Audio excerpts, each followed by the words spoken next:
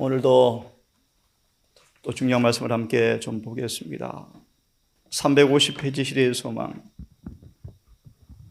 짤막하게 본문을 요약한 다음 몇 번에 걸쳐서 의료 선교 사업, 봉사 여러 부분을 함께 좀 살펴보겠습니다. 아시는 것처럼 예수님은 최초의 복음 전도자를 파송하시면서 이런 모범과 교훈을 주시는데요. 아시는 것처럼 주님은 공생의 대부분을 설교하는 것보다 뭐 하셨다? 뭐 하셨다고요? 병든 자를 고치는 일에 더 많은 시간을 바치셨다. 그분은 그의 모든 이적들은 멸하기 위해서 온 것이 아니요 구원하기 위해 왔다는 사실에 진실임을 증거하는 삶을 사셨다. 중요한 성경 구절입니다. 의가 앞서갔고 영광이 뒤에 호위하셨다.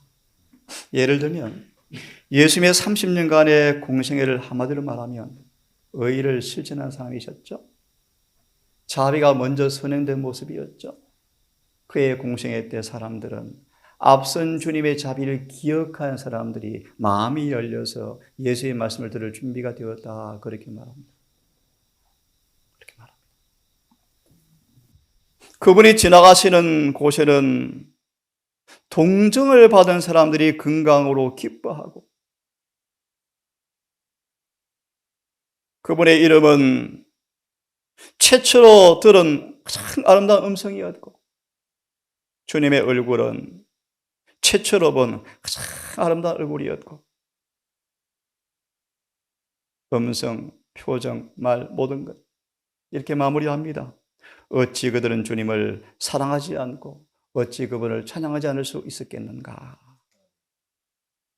그분께서 성읍과 동네를 지나실 때 그들은 생명과 기쁨을 발산하는 생명의 조류와 같았다. 의료 선교 사업의 실체는 하늘의 사랑이 실천적으로 이루어지는 장소가 의료 선교 사업 자리입니다. 건강식을 나누어주고 병을 호전시켜주고 약간의 또 돈을 받고 또 운영하고 물론 기본적이지만 그걸 넘어서서 정말 진짜 주님 같은 의료 선교사들이 그곳에 있어서 병자들 앞에 세상이 볼 수 없는 친절, 자비, 사랑, 온유, 무아의 봉사 그들을 통해 나오는 생명의 말씀에 권능을 느끼고 우리의 몸을 고치는 그분의 은혜가 내 영혼의 죄를 고치는 그 은혜를 경험하고자 셋째 천사의 기별을 통하여 그분의 계명을 지키는 사람 만드는 곳이 바로 의료 선교 기관인데요. 1, 2기 모집, 열심히 봉사하고 가르치고 침대 받겠다 끝 그것이 아니고요. 그분의 의의를 받은 사람들이 의의를 나누어 줌으로 더 의로운 축복을 받고 그분의 품성을 배우고 그 품성을 나누어 주는 것이 의료 선교 사업입니다, 여러분. 이것이 가장 본질이요, 본질. 예수를 따르는 사람들도 예수님처럼 일해야 한다. 줄인 자를 먹이고 이게 의료 선교 사업이래요. 줄인 자를 먹이고 벗은 자를 입혀야 하고 고아 가부를 집에 들여서 공개해야 하고 자무와의 사랑의 봉사 이렇게 말합니다. 줄인 자를 먹이고 벗은 자를 입히고 고통받는 자를 슬퍼하는 자를 위로해야 하며 절망하는 자들을 위해서 봉사하고 소망이 없는 자들에게 소망을 고취시켜 줘야 한다. 그래서 이렇게 말하죠. 뒤에 읽어보시면 사람을 괘씸시키는 데 있어서 칼과 법정보다 더 효과적인 것은 이기심 없는 사랑의 봉사다. 이렇게 말합니다.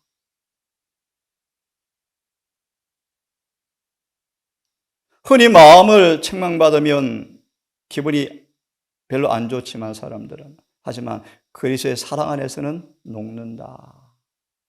이렇게 말하죠. 선교사는 비단 육체의 질병을 낫게 할 수 있을 뿐 아니라 죄인을 죄의 문둥병에서 정결하게 할 수 있는 의사 주님께 인도하는 일이 이루어져야 한다. 하나님께서는 당신의 종들을 통하여 병든 자와 불행하는 자와 악령에 사로잡힌 자들이 당신의 음성을 듣게 되기를 원하신다. 그분께서는 당신이 인간의 대리자를 통하여 세상이 알지 못하는 그런 보혜사로 나타나기를 원하신다.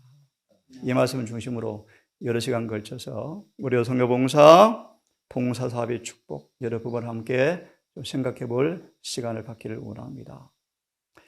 제가 부득이하게 말씀을 전하는 사람이 되어지면서 위기를 느껴요. 설교자들이 가장 위험해요. 주로 말로 많이 봉사거든, 말로. 그죠? 주로 말로 평생 봉사해요. 말쟁이 되죠, 말쟁이. 참 말을 잘하죠. 근데 자아무아의 사랑이 없어요. 그게 도전이죠. 자, 그러면 이 말씀을 근간으로 함께 좀 보고 싶습니다. 이사야 58장, 우리 말씀을 중심으로 이번 주 내내 한번 그런 부분을 함께 살펴보려고 합니다. 이사야 58장을 좀 펴십시다. 특별히 이사야 58장은 저와 여러분들을 대표한답니다. 하나님의 계명을 지키노라 하는 사람들의 형편을 묘사하고 있다라고 말합니다. 2절을 보면 2절을 먼저 읽습니다. 날마다 나를 찾아 나의 길 알기를 즐거워하며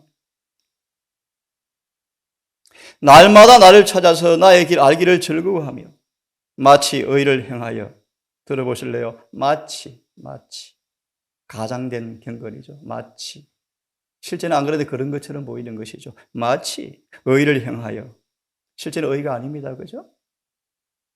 하나님의 규례를 피하지 아니한 나라 같아서 율법의 수호자로 서 있죠. 안식일을 지키고 수고하고 의로운 판단을 구하고 하나님 가까이 하기를 즐겨하며 이러기를 우리가 근데 금식하는데 왜 변화가 안 됩니까?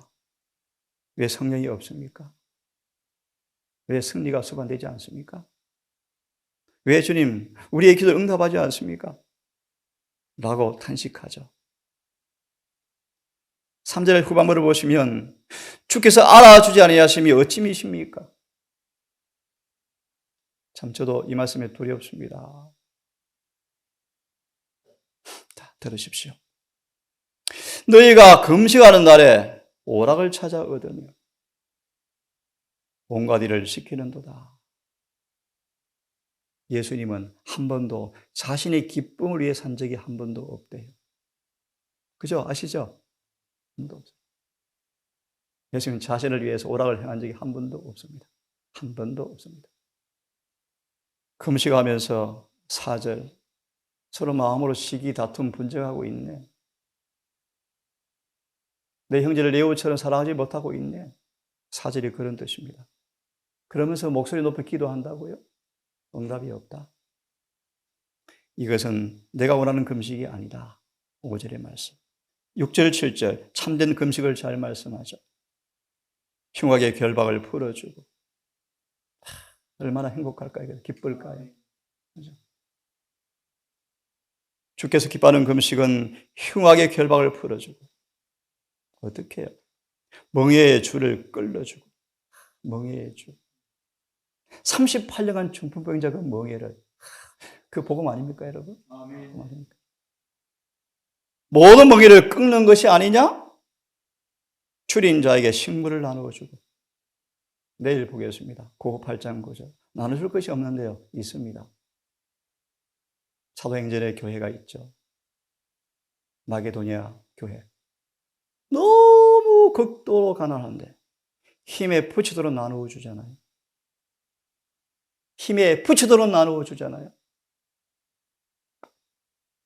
우리 쓸 거 놔두고 하는 것이 아니고요.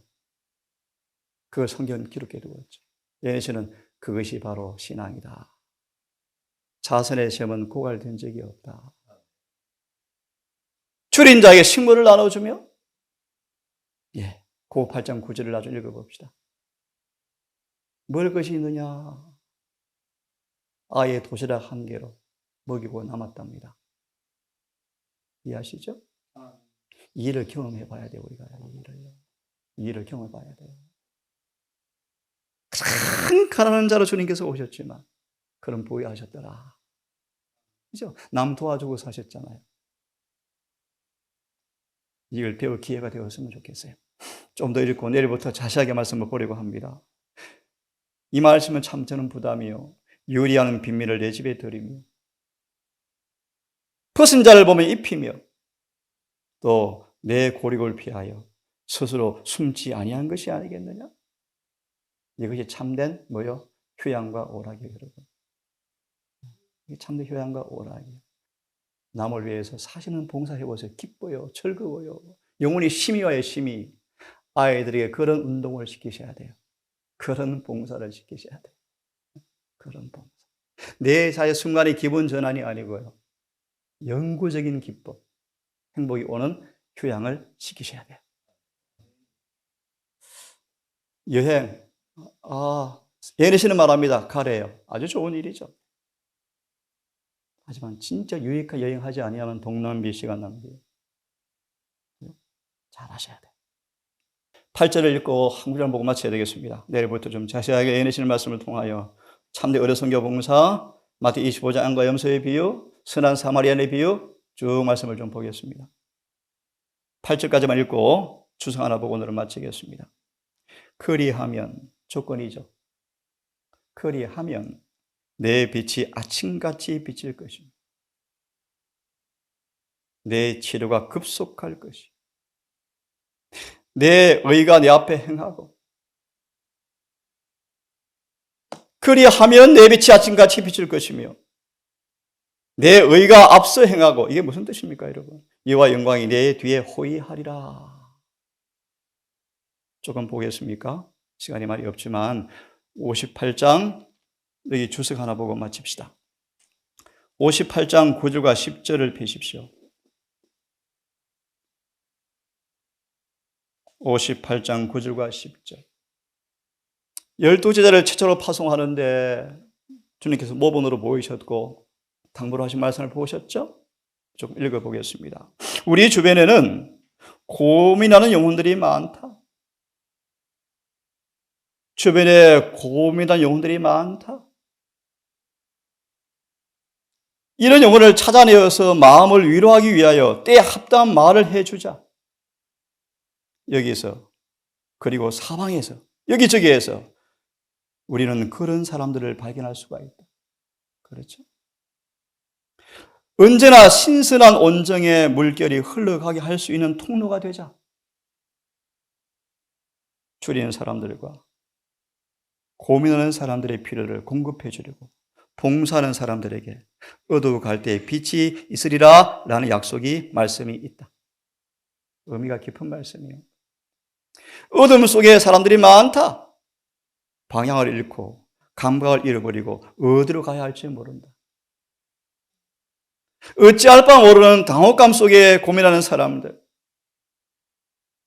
같은 처지에 있는 사람들을 우리는 찾아보아야 한다. 그리고 그들에게 희망과 용기의 말을 해 주어야 한다.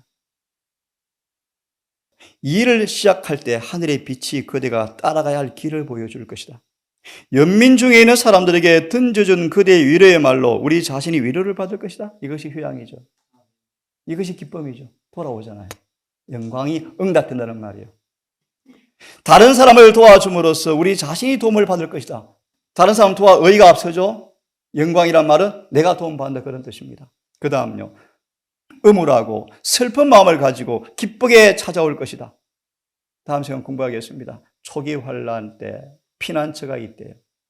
이렇게 사는 분들 앞에는 이방인이 도와준대요. 피할 곳도 적응해 주고요. 먹을 것도 갖다 주고 그렇게 한대요. 1월 협력이 임하면요. 그래서 어려 선교사로 그렇게 말씀하십니다.